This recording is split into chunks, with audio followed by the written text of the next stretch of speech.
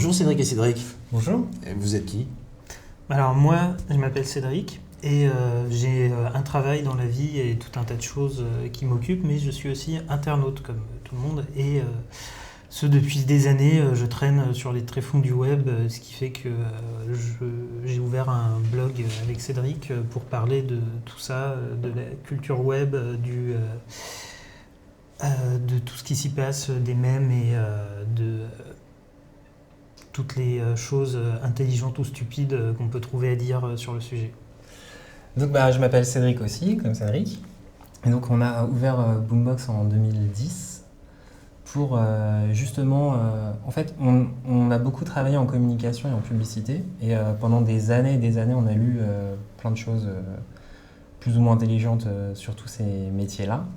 En particulier sur le community management qu'on pratiquait à l'époque. Et on a ouvert Boombox en se disant, on a envie d'en parler aussi, mais on a envie d'en parler de façon sympa, cool, marrante et sans trop de langue de bois et essayer d'y aller et de défoncer un petit peu ce qu'il y a à faire. Donc voilà comment est né Boombox. Et comment vous êtes arrivé à vous intéresser à 4chan? Alors c'est très simple, moi c'est depuis que je travaille sur internet, je bosse sur des blogs.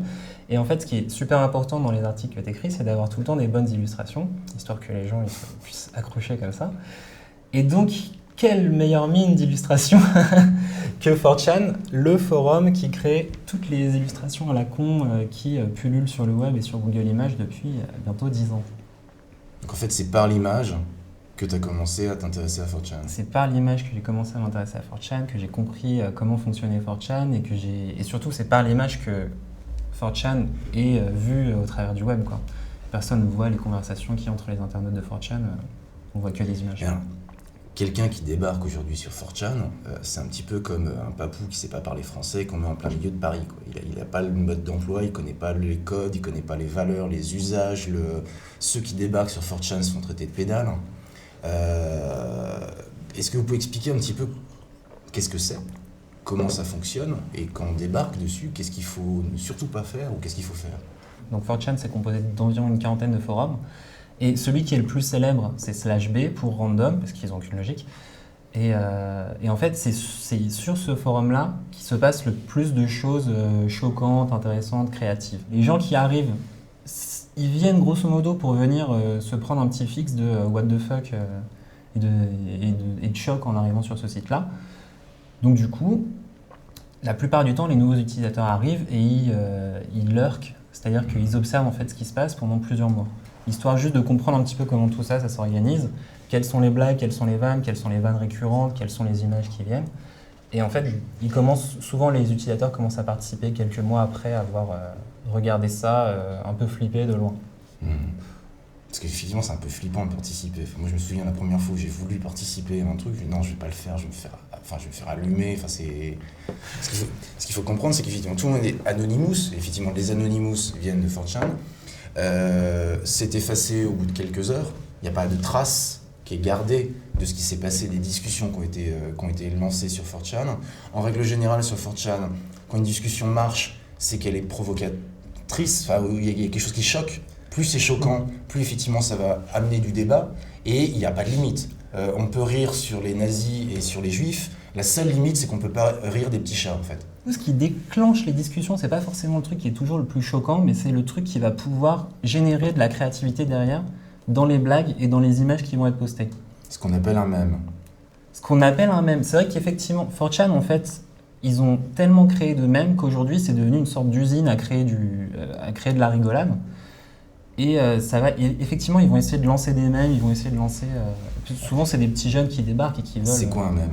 Un mème, c'est quoi un mème? Je peux le faire si tu veux, je vais faire la version érudite, qui est, à la base, c'est un concept imaginé par Richard Dawkins, qui est un scientifique anglais, théoricien de l'évolution, et qui proposait que tout comme les espèces évoluent, les idées se créent, vivent, changent, se transforment en passant d'un esprit à un autre.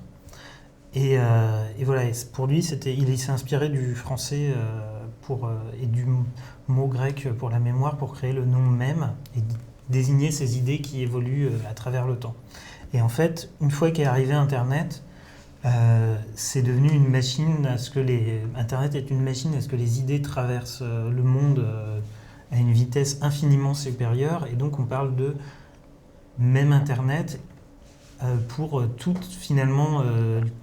un tas de choses qui peuvent être les images, etc. Les idées et les habitudes d'Internet sont des mêmes, mais il y a une vision réductionniste de la chose qui est un même Internet.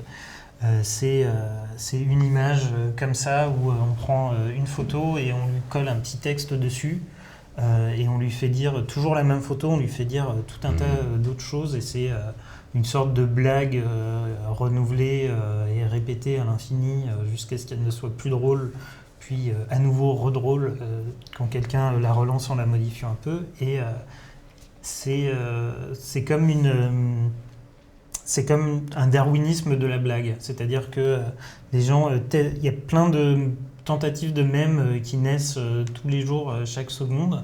Et certaines survivent, d'autres pas, et certaines sont moribondes, et puis elles évoluent dans une nouvelle direction et reprennent donc de la vie comme toutes les créatures vivantes et comme les Pokémon. Et est-ce qu'on a une idée de qui sont les gens qui utilisent 4chan ? Ah, mais bonne. Si tu sais, tu me dis. Hein. Parce qu'il y a quand même toute cette culture du manga, cette culture graphique par rapport aux comics. Enfin, il y a quelque chose qui vient des années 80-90. On se dit que c'est plutôt des gens qui ont une vingtaine, trentaine, voire peut-être quarantaine d'années pour certains. Le créateur de 4chan, c'est lui-même un fan d'anime. Il a calqué la création de 4chan sur des image boards, donc des forums d'images japonais.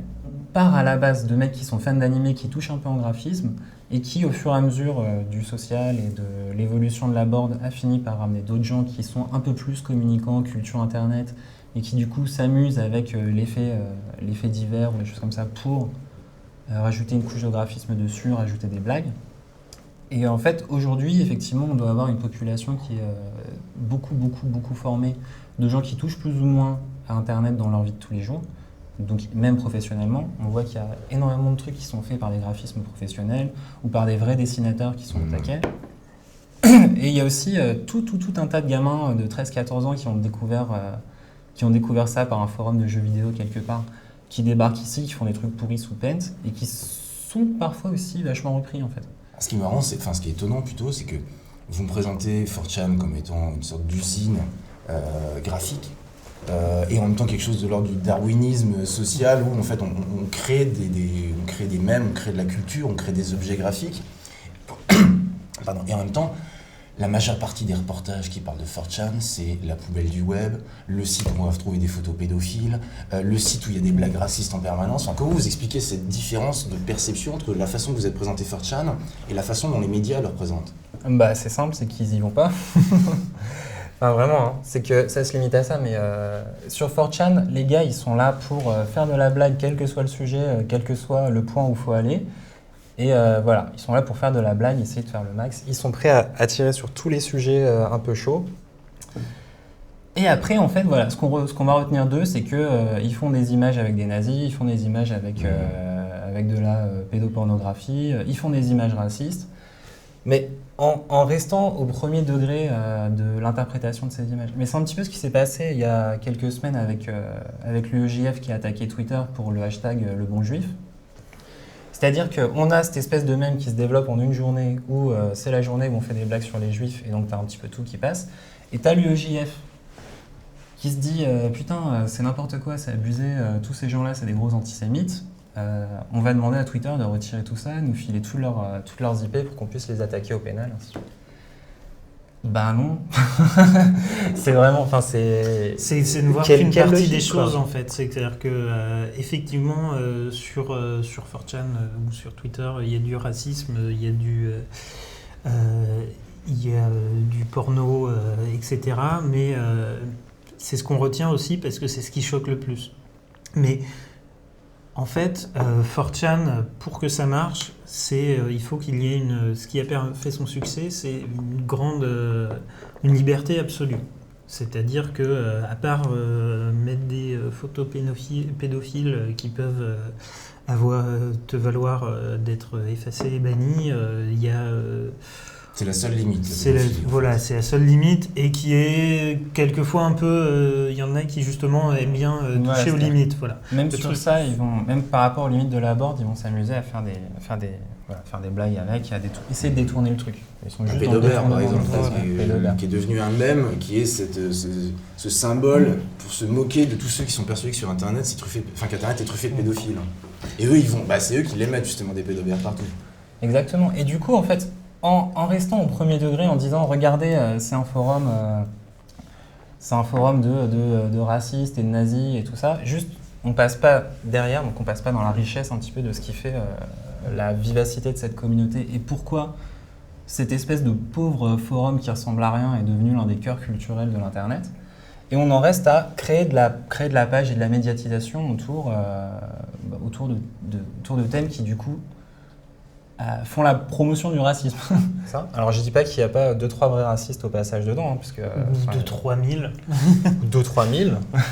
Parce que on ne sait pas. Il y a la Gay Nigger Association, qui est aussi un mème qui a été créé sur 4chan, mais où en fait ils se moquent énormément des blacks et des blacks homosexuels, mais où les études qui ont été faites apparemment sur 4chan montrent que c'est quand même massivement des blancs relativement bien éduqués qui utilisent 4chan que quelque chose qui soit représentatif de la population américaine. Oui, mais il ne faut pas faire d'angélisme. Hein. Il y a sûrement un vrai fond de racisme derrière certaines de ces blagues. On sait pas, le principe, c'est qu'on ne sait pas qui est. Ce sont des anonymes. On ne sait pas qui il y a. On peut comme disait la phrase de Desproges qui disait on peut rire de tout mais pas avec tout le monde, elle est assez difficile, ou pas avec n'importe qui. Elle est assez difficile à appliquer sur 4chan parce que justement sur 4chan il n'y a que n'importe qui. Si Facebook c'est en gros l'image que vous projetez à vos voisins, à vos amis, à votre famille et tout ça qui est un peu policé et tout ça, 4chan et B surtout, c'est vraiment plutôt c'est le ça. C'est là où s'expriment tous les trucs un peu sombres et pas très propres et qu'on ne pourrait pas exprimer en société. On les met sur 4chan pour le meilleur et pour le pire. Mais c'est ce qui donc souvent pour le pire effectivement, mais sans ça on n'aurait pas non plus le meilleur. Qui est tous ces mèmes super drôles et tous ces lolcats et toute cette liberté qui a infecté le reste de l'internet.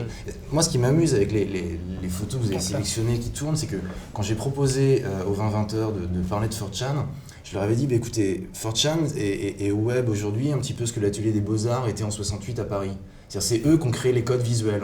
Donc je ne sais pas comment ça se passait réellement dans l'atelier des Beaux-Arts en 68. Est-ce qu'ils étaient complètement frappadingues? Est-ce que c'était juste par motivation politique? Est-ce qu'il y avait ce côté ça dont tu parles sur 4chan? Mais voilà, il y a tellement de codes visuels qui viennent de là, alors que ce côté crade ou ce côté provo, ça c'est un des trucs aussi qui est un peu limite pour moi, c'est on parle de 4chan, il y a des gens qui vont y aller, mais il y a plein de gens, ils vont pas comprendre. Ils vont être choqués. Si jamais qu'est-ce qu'on peut dire aux gens s'ils veulent découvrir 4chan pour comprendre 4chan, sans forcément en prendre... Alors, il y a le site... J'ai une super métaphore.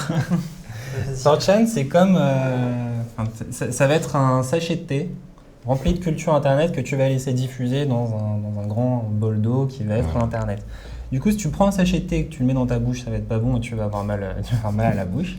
Et c'est un peu comme ça, 4chan. C'est-à-dire que si tu vas direct et que tu es prêt à tout regarder d'un coup sans avoir le filtre des différentes personnes qui les ont postés sur Facebook, qui les ont repartagés, à tes amis, qui l'ont repartagé à toi, parce que c'était suffisamment safe, bon ben voilà, c'est comme si tu allais directement à l'abattoir au lieu d'acheter ton steak au supermarché, quoi.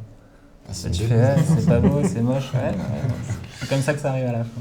Okay. Non seulement ils ont généré toute une culture mais en même temps, il y a énormément de services, de sites web qui sont nés autour ou après 4chan qui permettent aux gens, alors I Can Has Cheeseburgers pour ce qui est des lolcats, il y a énormément de sites sur les lolcats, il y a tous les fail blogs, tous les epic fail blogs, tous les Facebook fail, enfin tous les gens qui vont chercher sur Facebook, sur Twitter les fois où les gens se sont plantés, ça c'est typique de l'humour 4chan, il y a tout un écosystème de valeurs, et y compris monétaire, enfin financier, qui s'est créé autour de 4chan. Mais d'ailleurs, même au-delà juste de la création artistique, tout ce que font les Anonymous, principalement en fait quand les Anonymous décident, donc le groupe d'activistes qui attaquent des sites, que ce soit la Scientologie ou des sites de rencontres chrétiens pour aller les hacker et se foutre de leur gueule. Ce qu'ils font la plupart du temps, c'est des attaques DDoS où ils vont faire tellement de visites sur le site que les serveurs vont péter. Et en fait, même ça, c'est un outil qui est mis à dispo des gens sur 4chan et particulièrement sur B, où tu peux télécharger le truc et laisser en fait les vrais hackers passer par ton ordinateur pour multiplier les attaques sur ces sites-là. C'est-à-dire que du coup, tu collabores, mauvais choix de mots, mais tu participes au raid juste en leur laissant l'accès à ton ordinateur pour faire ce genre de truc, quoi. Ce qui permet en fait, l'idée de 4chan, c'est que c'est une communauté d'anonymes et que tout le monde peut y entrer, tout le monde peut se barrer, tout le monde peut participer ou pas à ce qu'il veut. Et donc, ils ont créé les outils pour permettre tout ça. Est-ce que c'est en train de devenir grand public ou est-ce que c'est en train de perdre de vitesse? Est-ce que le fait d'être un peu plus exposé à la lumière fait que ça va avoir moins d'importance? Comment vous voyez l'évolution? J'ai l'impression qu'il y a moins de choses qui sortent de 4chan maintenant. C'est devenu trop...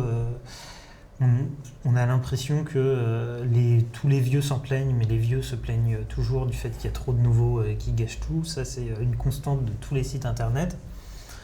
Mais voilà, on a l'impression que même Anonymous n'arrive plus à faire des gros trucs et avoir de grandes inventivités. On a l'impression qu'il n'y a plus une super inventivité qui vient de 4chan. Mais donc, quelque part, c'est moribond. Mais par ailleurs, il y a tous ces sites qui sont Tumblr, Reddit, etc., qui permettent aux personnes qui auraient été sur 4chan de faire un peu la même chose, peut-être en un peu plus propre, en un peu moins libre, donc un peu moins raciste, un peu moins nazi, etc. J'étais hier sur jeuxvideo.com pour voir, parce que de temps en temps je vais regarder le forum, parce que le forum, il y a un côté un peu 4chan sur le côté mauvais esprit, sur le côté générateur de mèmes, et en même temps, jeuxvideo.com, c'est très grand public, on n'est pas anonyme, il y a de la publicité pour des jeux vidéo, très mainstream, enfin, on est très très loin du côté anonyme et borderline de 4chan. Mais comment vous voyez ce... Tout ce qui se passe sur ces forums est enterré au 36e dessous du site. C'est-à-dire qu'aucun annonceur, les annonceurs, ils payent pour arriver sur la homepage de jeuxvideo.com où il n'y a que des jolis articles bien soignés, machin. Ils vont payer pour être sur les pages de jeux qui sont les plus consultées. Et après, il y a toute cette longue queue de petits forums avec justement avec des gamins qui ont 15 ans et qui s'engueulent, mais vraiment comme des poissons pourris. Ils s'insultent de tous les noms, ils postent des photos affreuses. Et les modérateurs de jeuxvideo.com, pour le coup, je les connais, ils ont chié, quoi. C'est une galère à maîtriser, ce truc-là. Mais du coup, qui génère effectivement plein de discussions qui sont très, très, très inspirées de 4chan et qui, en plus, rajoute cette couche de langage de gamer qui s'est développé un peu parallèlement sur le web. Et donc du coup, voilà, ces petits kids-là, non seulement ils sont déjà appropriés la culture 4chan, mais en plus ils en rajoutent avec la culture gamer du web et discussion de forum. Enfin, ils vont porter le truc encore plus loin, quoi. Mais en fait, voilà, c'est finalement, ils ont trouvé un espace de liberté au fin fond de ces forums, tout comme beaucoup de gens, il y a quelques années, ont trouvé sur B, ce sous-forum de 4chan, un espace de liberté où voilà, ils n'étaient pas contrôlés. Et c'est ça qui crée la créativité. Ce sont des petits espaces de liberté qu'on découvre sur Internet. Et voilà. Et aujourd'hui, il y a voilà, des sites comme Twitter qui permettent de mélanger un peu et de tirer profit de ce côté espace de liberté temporaire qui se crée et disparaît. Sur Twitter, ça peut être un hashtag ou ça peut être un hashtag où il se passe des choses terribles comme le hashtag un bon juif ou un hashtag qui doit être en ce moment là, pendant qu'on est en train de se parler, il doit y avoir un hashtag sur Benoît XVI qui démissionne. C'est des micro-communautés, des espèces de libertés qui se forment et qui vont disparaître. Et alors quelqu'un qui voudrait en savoir un peu plus, comprendre un petit peu mieux ce que c'est que 4chan, comment ça fonctionne et en quelle mesure ça peut être très drôle, qu'est-ce qu'on peut lui conseiller? Alors déjà, il ne faut pas aller directement sur 4chan.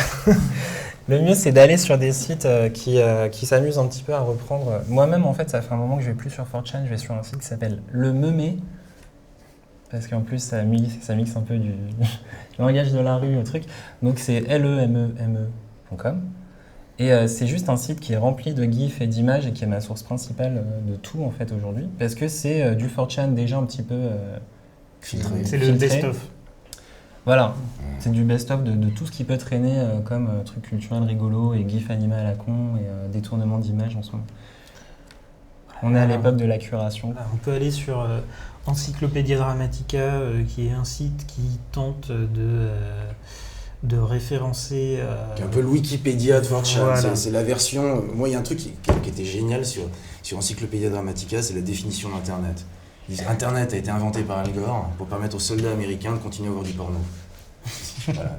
Et après, ils en font une tartine. Ils revisitent absolument toute l'histoire et où tout ce qu'ils racontent, c'est pas factuellement faux. C'est juste qu'ils regardent ça du mauvais côté de la lorgnette, quoi. Ou du côté borderline. Voilà, oui. Oui. D'ailleurs, Encyclopædia Dramatica, c'est en gros l'encyclopédie de B avec le langage de B, donc c'est quand même un moyen de s'y mettre. Par rapport à ce dont on va parler dans l'émission, est-ce que vous diriez que les 4chan, c'est un petit peu les hippies du web, au sens où les hippies, la contre-culture dans les années 70 a drivé une bonne partie de ce qui s'est passé après, ou est-ce que c'est côté quepon, ou est-ce que l'analogie elle tient pour vous ou pas? Effectivement, si les deux communautés, il fallait en choisir une pour 4chan, ce serait plutôt les vieux punks à chiens qui traînent. Mais tu vois, qui sont pas non plus des vrais punks qui vivent dans la rue, quoi. Ça va plutôt être des gosses de Bourges qui prennent des chiens, qui vont faire semblant d'aller faire la manche devant le Franprix, quoi. C'est plutôt ça. C'est des jeux. Quand même. Je pense que c'est le punk à chien qu'on a chacun au fond de nous. Il y a vraiment une sorte d'idéologie internet, de culture des hackers qui s'est un peu emparée de B pour créer Anonymous, pour faire tout un tas de choses. Et toute cette idéologie-là qui est liée au développement d'Internet depuis sa création, qui est liée aux hippies, effectivement, californiens, qui étaient très présents finalement dans les débuts d'Internet aussi. Tout cet état d'esprit-là, finalement, s'est retrouvé, on ne sait pas trop comment, un peu par hasard, sur B et a donné ce qu'on voit aujourd'hui. Si j'essaie de résumer, B, c'est un petit peu une expression du refoulé, l'inconscient collectif, et en même temps, une formidable usine darwinienne à génération automatique de culture, de contre-culture, mais surtout de culture en fait. Si tu devais résumer, ce serait bien, ouais. Après, on parle que des nazis et tout ça, mais sur B, tu as aussi quelques petites images un peu mignonnes. C'est aussi un peu des poètes sensibles, c'est genre des bâtards sensibles comme l'album de TTC, quoi. Les mecs de B, quoi. Tu peux vraiment tomber sur plein de petites images un peu mignonnes. Et puis on peut pas toucher au chat, c'est le petit chat. Pareil pour les chats. Non, mais grosso modo, c'est vrai, faut pas toucher aux chats. Les gens qui... la religion, c'est mal aussi. Ça, c'est une règle un petit peu écrite. Je crois que c'est les deux seuls. Et comment vous expliquez le fait qu'il y a eu beaucoup d'articles et pas mal de livres sur les Anonymous, mais alors sur 4chan, il y a une étude universitaire. À ma connaissance, il n'y a pas de bouquins qui ont été faits. De temps en temps, c'est évoqué dans les papiers universitaires, mais vu l'ampleur que ça a pris dans la vie des gens, au sens qu'il y a plein de gens qui font du 4chan sans le savoir, comment ça se fait qu'il y a eu aussi peu de travaux pour expliquer ce phénomène? Déjà, tu n'as pas de matériel à étudier, tu ne connais pas la population qui est dessus, même si tu sais qu'elle est plus ou moins plutôt occidentale, blanche. C'est pas terrible comme base pour une étude, quoi. Et après, en fait, vu que c'est... Le truc, c'est que il y a eu plein d'interviews de mecs qui traînaient sur B ou sur 4chan, et juste, tu sais jamais ce qu'ils y ont fait, ce qu'ils y ont posté, comment ils ont interagi dans ce truc-là, parce que tu peux pas retrouver leurs traces derrière, ni dans ce qu'ils ont fait avant, ni ce qu'ils font en ce moment, et ainsi de suite. Sur 4chan, tu peux même pas, sur B particulièrement, tu peux même pas prendre un pseudo, même si tu le voulais, quoi. C'est-à-dire que c'est un anonymat qui est forcé, qui est comme ça, c'est la règle. Et à partir de là, créer une étude universitaire en se basant sur un paquet de rien qui reste pas en ligne, c'est mais juste ne serait-ce que pour expliquer ce qu'on essaye de faire depuis un peu plus d'une demi-heure, c'est d'expliquer aux gens ce que c'est, en quelle mesure, il ne faut pas forcément en avoir peur, mais il faut apprendre à l'apprivoiser. Dans ce cas-là, il faut aller sur l'Encyclopédia Dramatica, sur Neuilly. Voilà, si c'est juste pour apprendre à apprivoiser le truc et savoir comment ça s'organise, les guides sont là, quoi. Après, pour faire une vraie étude universitaire, est-ce que ça a un intérêt aussi global de faire ça? Ou est-ce que... Moi, je pense que ça pourrait être intéressant, mais qu'effectivement, c'est pas possible. Et c'est une des choses qui font de B un espèce de liberté, c'est que B n'a pas de mémoire. C'est beau ce que tu dis. Et ça fait que on les voit finalement que quand ils décident de s'organiser en Anonymous et d'aller manifester dans la rue devant les permanences de la scientologie, ou quand ils décident d'aller pirater tel ou tel site, ou quand ils décident de ruiner la vie d'une pauvre petite adolescente qui va ensuite être interviewée par les journaux, finalement, on ne voit que les traces laissées par B à l'extérieur, mais B lui-même reste évanescent. Ouais, donc la règle numéro 1, c'est on ne parle pas de bi. La règle numéro 2, c'est on ne parle pas de bi. Et en fait, on ne peut pas vraiment... Tu peux pas vraiment parler de bi. Mais nous, on le fait quand même. Ouais, voilà, tu peux parler de l'esprit de la board et un peu de son histoire et de ce qui s'est passé dessus. Mais le sujet lui-même, c'est-à-dire que même là, si on allait sur B et qu'on projetait des images, on ne sait pas ce qu'on y trouverait. On ne sait pas. On aurait très peur. On ne le ferait pas. On le ferait pas. On le ferait pas. Par de grandes écoutes. C'est fou, faire ça seul chez soi. J'attends avec impatience, n'empêche, la contre-histoire de 4chan, ou enfin quelqu'un qui veut permettre au grand public d'arriver à comprendre l'importance de ce truc-là. Enfin, quand je faisais l'analogie tout à l'heure avec l'atelier des Beaux-Arts de l'école des Beaux-Arts de Paris en 68, aujourd'hui tu penses 68, t'as les affiches qui te restent en tête, quoi. Je suis persuadé, enfin c'est l'hypothèse que je fais, mais j'ai vraiment l'impression que par rapport à toutes ces questions de liberté sur Internet, politique, droit d'auteur, enfin les libertés sur Internet, ce qui va rester dans 10, 15, 20 ans, ça va être eux, quoi. Enfin, ils resteront, enfin les codes qu'ils ont inventés et qu'ils sont en train de créer resteront sûrement. Après, la communauté elle-même, elle a jamais été aussi populaire, mais en même temps c'est aussi le retour de bâton, c'est qu'ils ont plein de petits nouveaux qui viennent, qui connaissent pas forcément les codes et qui sont tellement en masse qu'ils se réapproprient le truc, ce qui est super bien pour n'importe quel site internet, mais pour un site internet comme ça qui a une vieille culture de 10 ans de casse-couilles avec plein de trucs, plein de règles, de sous-règles que personne connaît, ils se sont fait envahir grosso modo par plein de petits jeunes qui le réutilisent à leur sauce. Et du coup, en fait, on ne sait pas ce que ça va donner maintenant. Quand on fera la grande histoire d'Internet, on parlera de ça comme d'une période fondatrice. Merci en tout cas. Je t'en prie. Merci Ce fut un à plaisir. toi et à vous tous.